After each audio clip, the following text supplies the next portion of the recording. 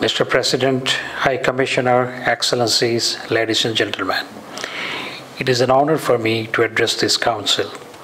Bangladesh was born out of a long struggle against injustice, misrule, discrimination, and oppression. Our father of the nation, Mohammad Sheikh Mujibur Rahman, envisioned a country that would uphold the principles of equity, inclusivity, democracy, and human rights. His ideals inspired us to promote and protect human rights and fundamental freedoms for all of our citizens. Under the prudent leadership of Honorable Prime Minister Sheikh Hasina, the government of Bangladesh has been relentlessly working to mainstream human rights in our national discourse through participatory democracy, independent judiciary, free media, and vibrant civil society. Recently, Bangladesh conducted its 12th parliament election in a free, fair, impartial, inclusive, and transparent manner. Alongside our commitment to uphold civil and political rights of our citizens, we have adopted visionary, bold, pragmatic, and inclusive measures for ensuring their economic, social, and cultural rights, including the right to development.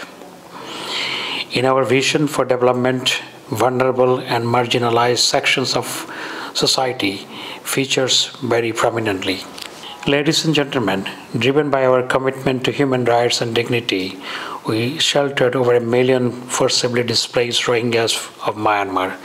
Despite our limited resources, we continue to ensure their safety and security. However, the Rohingya crisis without an end in sight is causing frustration not only for these people, but also for their host community. Uncertainty around their repatriation has the potential to have spillover effects on regional peace and stability.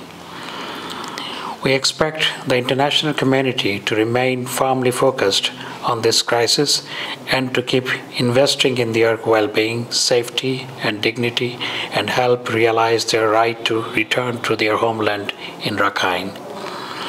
Bangladesh will continue to work with Myanmar and other governments and regional organizations for a durable solution to this crisis. Also, we urge the international community to mount pressure on Myanmar to comply with the ICJ order and all human rights and international judicial mechanisms. Mr. President, Bangladesh strongly condemns indiscriminate killing of innocent civilians, including women and children, and demands an immediate end of Israeli brutalities in Palestine. We consider these deliberate acts of aggression and blatant violation of international human rights and humanitarian laws, including the Genocide Convention. Bangladesh reiterates its call for an immediate permanent ceasefire and for the rapid and unhindered provision of life-saving assistance to Gaza. We call for an end to Israeli occupation of Palestine and a permanent solution to this crisis through the establishment of a sovereign and independent Palestinian state along pre-1967 borders with East Jerusalem as its capital. Excellencies, for millions, development is urgent human rights imperative. Challenges like poverty, hunger, inequality, digital divides, and complex humanitarian emergencies, lack of institutional capacity, environmental degradation, and disasters hinder efforts to ensure the human rights. Climate change is one of the greatest threats to the enjoyment of human rights of ours and succeeding generations. Supporting just transition and ensuring climate justice for those countries who hardly had any contribution to the occurrence of climate change deserves to be discussed in a meaningful manner by the international community.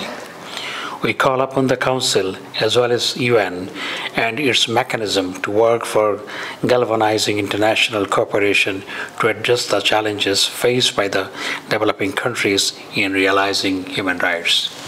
Mr. President, Bangladesh strongly condemns repeated acts of public desecration of Holy Quran and various acts of Islamophobia.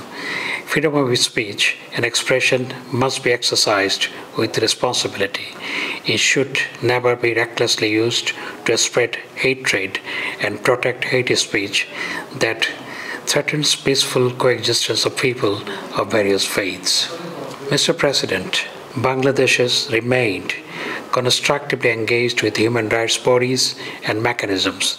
In recent years, we have welcomed visits of 6 special procedure mandate holders in Bangladesh.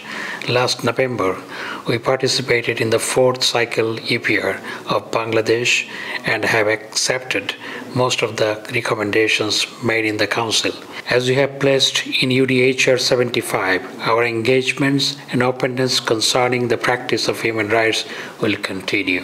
Mr. President, to conclude, as a member of the Council, we would like to see that the Council continues to deliver on its promises to support the nations across the world to uphold human rights in line with the principles of universality, impartiality, objectivity, and non-selectivity.